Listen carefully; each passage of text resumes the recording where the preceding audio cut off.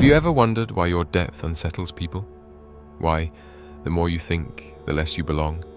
Why your silence, your questions, your refusal to play along with shallow expectations makes others, especially women, withdraw, criticize, or misread you?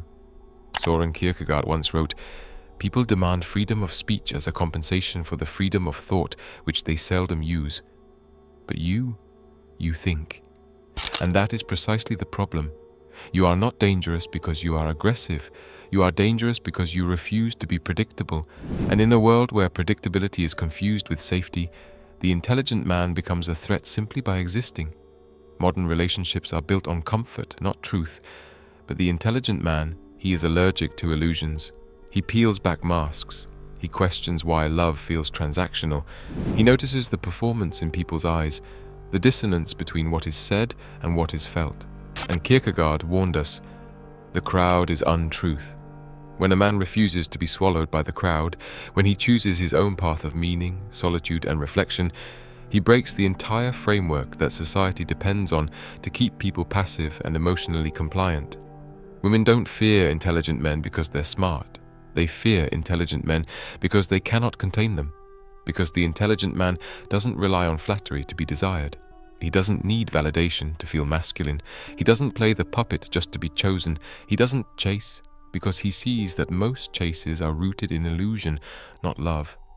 And when he does love, he loves with terrifying clarity, not for comfort, but for revelation. That kind of presence, sharp, discerning, existentially honest, is rare. And what is rare is often rejected before it is respected. Kierkegaard wrote extensively about the concept of despair, but not as most people understand it. He called it the sickness unto death, a man being unaware that he is estranged from his true self. And that is what modern culture fears most in men, that they might wake up from the performance, that they might stop being charming and start being conscious, because a conscious man cannot be seduced by applause or emotional chaos. A conscious man is no longer driven by the need to be liked. And when a man stops needing to be liked, he becomes free. And when a man becomes free, he becomes dangerous. Ask yourself, why do you feel misunderstood in every room you enter? Why do you sense people are uneasy around your silence? It's because most people, especially in this attention-driven world, derive their identity from being seen. But the intelligent man, he derives his identity from seeing, and seeing deeply makes others uncomfortable, especially when they are trying to hide. Kierkegaard said, "Life can only be understood backwards, but it must be lived forwards." And intelligent men live forward, but they are always watching, dissecting, understanding the structure of everything: power, emotion, seduction, fear. So what happens when a man is no longer seduced by the surface? When he stops being enchanted by the games? He becomes unplayable. Not because he's cold, but because he's whole. And that wholeness threatens the economy of modern dating, where confusion is currency and emotional unpredictability is mistaken for passion. Kierkegaard knew this. He walked away from the only woman he ever loved, not because he didn't care, but because he did. Because he knew that to live authentically meant to reject the roles society assigns, even if it cost him everything. Men, listen closely. The more intelligent you become, the more isolated you may feel. That is not failure. It is the price of awakening. You scare people not because you are unkind, but because you are unconditioned. And a man who cannot be conditioned cannot be controlled. And that is the greatest threat to any system built on manipulation, including romantic ones. Most people are not looking for love, they are looking for usefulness. They want you to serve a role: provider, performer, protector, puppet. But the intelligent man steps outside of those frames, and when he does, he becomes invisible to the ones still inside them. Kierkegaard called this the leap of faith, to leave the security of roles, systems, and superficial expectations and walk alone, to love truth more than comfort, to choose despair if despair is honest, over bliss that is fake. And that leap will cost you. It will strip you. But it will also awaken you. Because once you truly see, you can never unsee. And your intelligence, if rooted in self-awareness and not just information, will turn you from a man who seeks validation into a man who seeks God, or meaning, or peace. And that is terrifying to others, and sometimes even to yourself. Because what comes next is not for the faint-hearted. Kierkegaard once said, "To dare is to lose one's footing momentarily. Not to dare is to lose oneself." And most men have already lost themselves, not because they lack intelligence, but because they've been trained to apologize for it. You were told to soften your words, to dim your insights, to pretend you don't see what's missing, smile when something's fake, laugh when something's shallow, stay silent when something's wrong. You were taught to be agreeable in order to be accepted, but acceptance that demands the death of your essence is not acceptance, it's assimilation. And the intelligent man who refuses to assimilate becomes a threat, not just to women, but to everyone who profits from his silence. You scare them not because you are aggressive, but because you are precise. Because when you speak, your words carry weight. Because when you look at someone, they feel seen, not flattered, seen. And being seen is unbearable for those still wearing masks. Most people don't want connection, they want comfort. They want reinforcement of their illusions. But the intelligent man dismantles illusion wherever he goes, even in love, especially in love, because love for him is not a game, it's not a power play, it's not a role play of unmet childhood wounds. For the intelligent man, love is truth, and truth doesn't always feel good, it feels real. That's why you feel resistance, that's why you're met with confusion, even hostility, because your presence threatens the system that rewards performance. You don't beg, you don't chase, you don't explain yourself 10 times just to be understood. You walk away, not because you're angry, but because your soul refuses to be auctioned off to the highest bidder of convenience. And that kind of man, calm, grounded, inwardly sovereign, is more terrifying than any tyrant. Because he is not reacting, he is choosing. And choosing, authentically, consciously, is the greatest rebellion left in this world. You want to know why intelligent men scare modern women? It's not because women are shallow, it's not because they're malicious. It's because we live in a world where most people have been conditioned to expect performance, not presence. And the intelligent man cannot fake presence. He brings himself fully or not at all, and most are not ready for that kind of fullness. It's too raw, too unfiltered, too demanding of self-awareness. And most people, men and women alike, would rather stay comfortably asleep than wake up to their own contradictions. Kierkegaard's life was a testament to this paradox. He loved Regina Olsen, but he left her. Not because he didn't feel, but because he felt too much. He knew his path was solitary, that his inner world was too wide, too turbulent to anchor to anyone else. That's the paradox of the intelligent man. He longs for intimacy, but not at the cost of his integrity. He desires connection, but refuses to perform for it. He is willing to walk alone rather than dilute his essence just to be desired. That's not arrogance, that's alignment, and it terrifies people, because deep down, everyone wants to be chosen. But the intelligent man, he wants to be met, and being met requires the other to also be whole, to have gone through their own fires, to have unlearned their own lies, and most aren't ready for that. So they call you distant, difficult, cold. But the truth is, you're not cold. You're clear. You don't hate women. You just don't worship illusions. You don't hate love. You just refuse to call dependency love. You've seen too much to play blind, and that's what scares them. You're not manipulable. You're not predictable. You're not waiting to be told who to be. Kierkegaard said, "The most common form of despair is not being who you are. But you, if you're listening this far, you are different. You want to know who you are beyond the noise, beyond the roles, beyond the craving for approval. And that journey will cost you popularity. It will cost you comfort. It may even cost you love, but what you gain in return is far more powerful. Selfhood, sovereignty, sanity. You will stop searching for someone to complete you because you will no longer feel incomplete.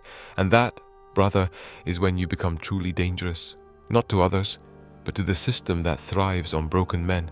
Because the deeper we go, the more everything starts to unravel, especially the lies you've been told about what it means to be a man in the eyes of the world. Kierkegaard was not interested in success as society defines it. He wrote, "The greatest hazard of all, losing one's self, can occur very quietly in the world, as if it were nothing at all." And that is precisely what's happened to so many men. Quiet disappearance. Not physical, not loud, but spiritual, Men have lost themselves trying to be palatable, trying to be charming, trying to be whatever the room wanted, until one day they look in the mirror and see a stranger. But the intelligent man, he cannot pretend for long.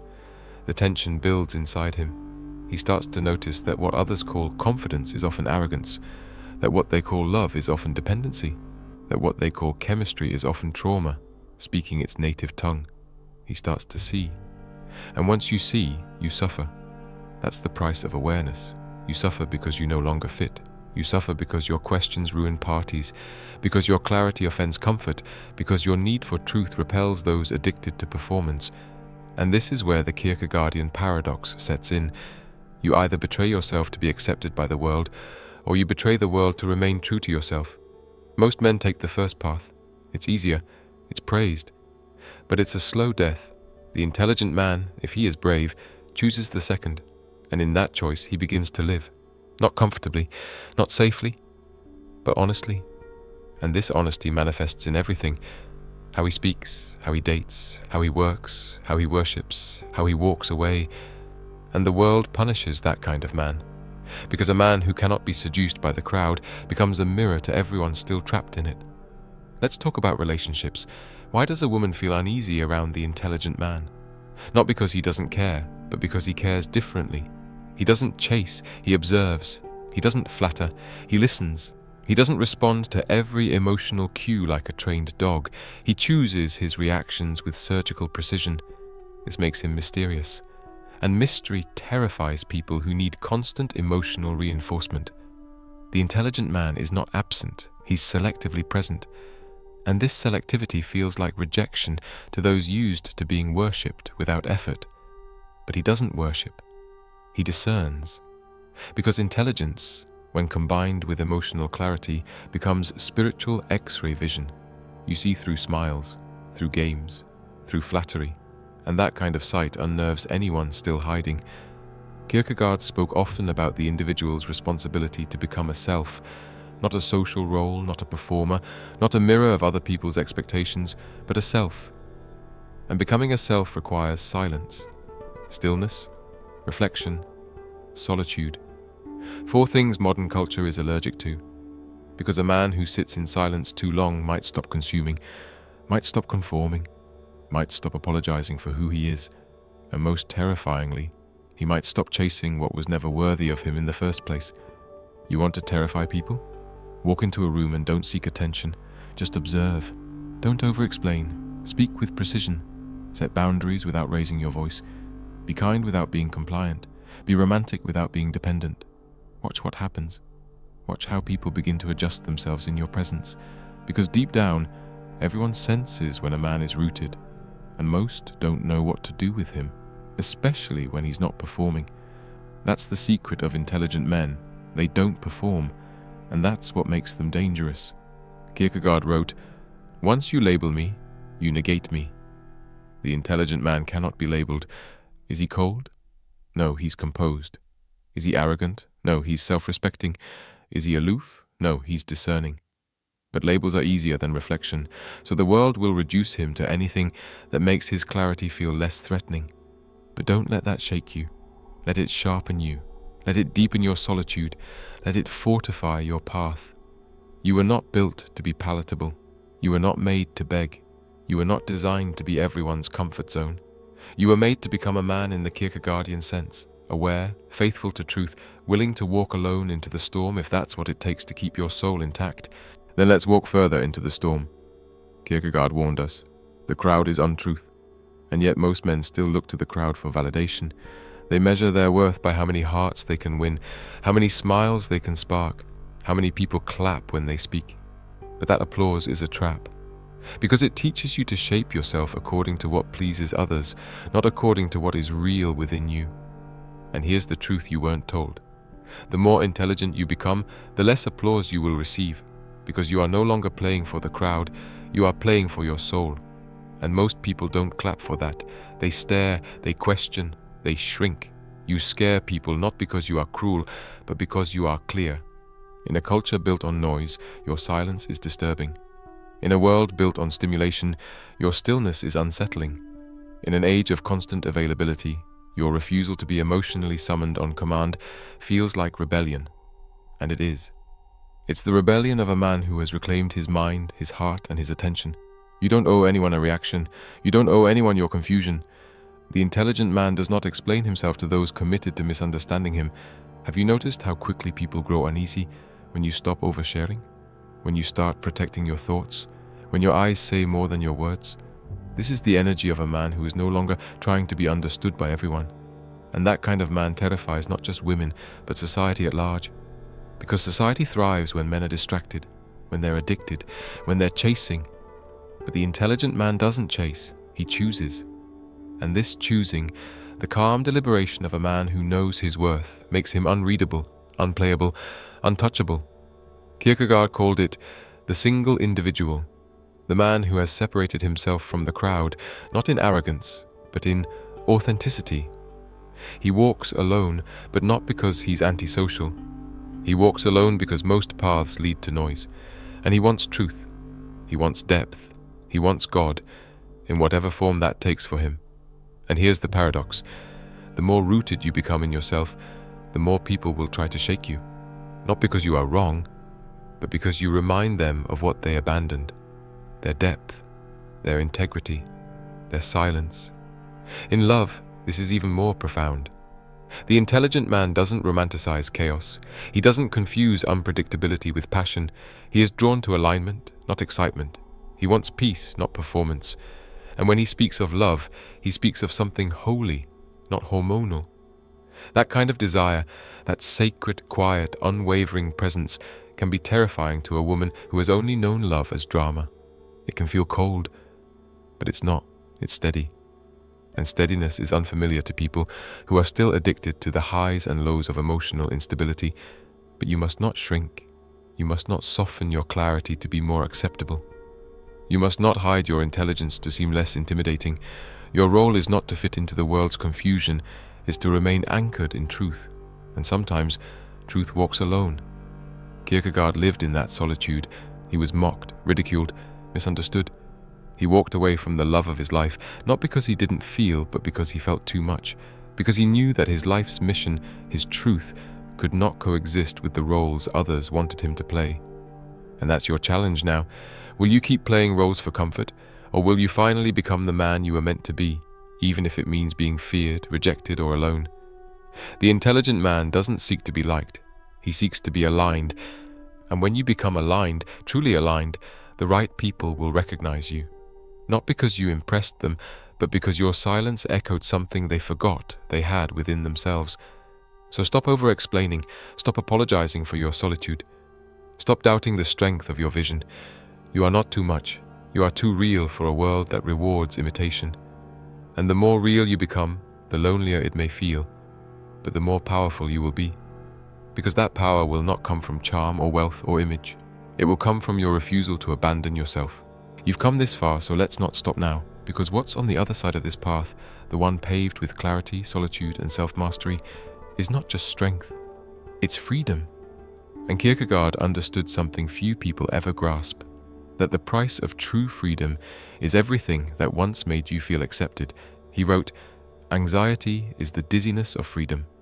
Because once a man stops outsourcing his identity, once he no longer seeks permission to be himself, he is hit with the terrifying realization that there is no map, no approval, no one to tell him he's on the right track. There is only him and God, and the abyss between them. That's why intelligent men scare the world, because they walk into the abyss with open eyes. They don't hide behind distractions. They don't numb themselves with entertainment. They don't flood their schedule just to avoid silence. They sit in it. They endure the unease. They feel the questions most men never dare to ask. Who am I without my work? Without my validation? Without someone clinging to me for emotional stability? Most men run from those questions. The intelligent man makes a home in them. And when he meets a woman, he doesn't seek to possess her. He doesn't want to fix her, control her, or impress her. He wants to see her. And that kind of seeing is rare. It pierces through vanity, through ego, through performance. It demands presence. It demands truth. And truth is a fire that most people fear, because it doesn't flatter. It doesn't negotiate. It simply is. And the intelligent man, when grounded in that truth, becomes a force that cannot be swayed by charm, nor broken by rejection. He is not cold. He is not harsh. He is simply whole. You want to understand why you're avoided, misread, even villainized? It's because you stop chasing shadows. And once you stop chasing shadows, those who live in them start to feel exposed. Your presence becomes a judgment, even when you say nothing. Your standards become an offense, even when you don't impose them. You have become a mirror, and most people hate mirrors that don't flatter, but your job is not to flatter. Your job is to reflect what's real, first within yourself, then in the world around you. Kierkegaard spoke of the knight of faith, a man who lives inwardly before he lives outwardly, a man who does not depend on logic alone, nor emotion alone, but on a deeper calling that cannot be explained to the masses. The knight of faith walks the earth unnoticed by most. He's not loud. He's not decorated in titles. He may not even look successful by the world's standards, but inside him burns a light that cannot be dimmed by trend, by rejection, or by loneliness. And that's the man you're becoming. The one who is no longer seeking an identity, but embodying one. Let's be honest, it's not easy. You'll lose people. You'll question yourself. You'll face long nights where the silence is so loud it feels like a scream. You'll wonder if something's wrong with you because you can no longer enjoy the things that used to thrill you. You'll walk away from relationships that once felt like home, only to realize they were houses built on sand. But you'll also feel something new, a strange, unfamiliar peace, a stillness in your soul that doesn't come from being liked, but from being right with yourself. And that peace, that alignment, that deep, resonant integrity, that is worth everything you've lost. So no, you are not too quiet. You are not too deep. You are not too intense. You are not too much. You are becoming whole. And in a fragmented world, wholeness is terrifying because it cannot be manipulated. It cannot be seduced. It cannot be purchased. And above all, it cannot be ignored. You are not broken. You are becoming. And what you are becoming is the very thing the world is desperate for and terrified of at the same time. A man who cannot be moved by lies, not even the ones he used to tell himself. Kierkegaard believed that every man, in the depths of his soul, is called to become something more than what the world expects. Not more in status, not more in fame, but more in truth. What I really lack is to be clear in my mind what I am to do, not what I must know. That's the essence of your transformation. It's not about knowing more, it's about becoming more. Becoming what? A man who is no longer defined by reactions, expectations, or fleeting desire, but by the eternal commitment to becoming whole, no matter the cost. By now, you've probably felt the weight of this path, the ache of solitude, the sting of being misunderstood, the exhaustion of being the only one in the room who sees clearly while others play blind. But let me tell you something most won't. That pain you feel is sacred. That loneliness? It's not your enemy, it's your proving ground. Because once you've learned to walk alone, to sit in silence, to observe without reacting, to love without losing yourself, then and only then do you become truly untouchable. The intelligent man who embodies Kierkegaard's truths does not fear rejection because he no longer lives in pursuit of being chosen. He has chosen himself, and that changes everything. It changes how you love. You stop looking for someone to fill your silence and start seeking someone who respects it. It changes how you work. You stop performing for a paycheck and start building something that reflects your essence. It changes how you exist, because you're no longer driven by escape, but by alignment. And this alignment makes you rare, not because you've become better than anyone else, but because you've dared to face what most men never do, the unbearable light of your own potential. Most people run from it, they settle, they shrink, they conform, but you listened to the whisper. You followed it through the fog, through the heartbreak, through the ridicule, and now here you are, not finished, not flawless, but free. And that freedom, quiet as it may seem, speaks louder than any performance ever could. You've learned to walk away when something insults your soul. You've learned to say no, not to hurt, but to protect. You've learned that peace is not found in the presence of others, but in the absence of self-betrayal. You've learned that love is not a transaction, it's a mirror, and that the woman worthy of your depth is not the one who flatters your surface, but the one who sees your silence and chooses to stay anyway. And maybe she'll come, maybe she won't. But either way, you will not wait in desperation. You will walk your path, alone if you must, whole either way. Kierkegaard lived a life of solitude, but not sorrow. His pain became scripture, his questions became fire, and his writings? They became the map for men like you, men who feel too much, think too deeply, and refuse to perform for approval. So if you are misunderstood, good. If you are feared, good. If you are called cold, arrogant, distant, good. It means you've stopped being digestible. It means you've stopped living on the surface. It means you've started to matter. Because at the end of the day, the world doesn't need more nice guys. It doesn't need more charm. It doesn't need more puppets. It needs men, real men, who know who they are, who walk in silence, who love without losing themselves, who speak when it counts and disappear when it doesn't. Men who are so rooted in their truth that nothing, not even love, can make them abandon it.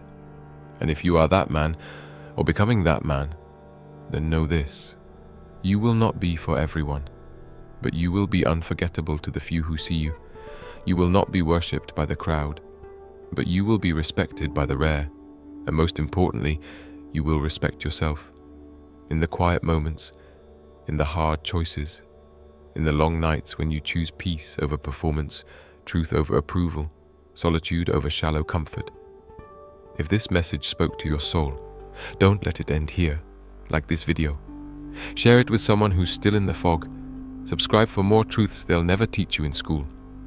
And if you want to support this mission, if you believe men need to hear this now more than ever, click the link in the description and support the channel. Your voice matters, your mind matters, and your journey, it's only just begun.